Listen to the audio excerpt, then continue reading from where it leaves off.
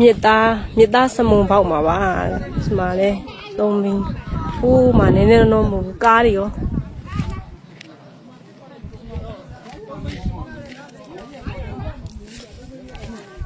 မကြည့်အောင်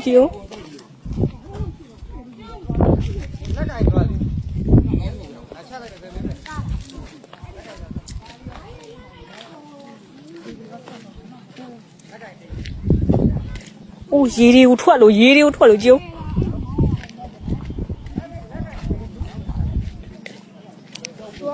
အောက်ထဲမှာမြေကြီးထားတဲ့အချိန်နဲ့ထွက်တယ်။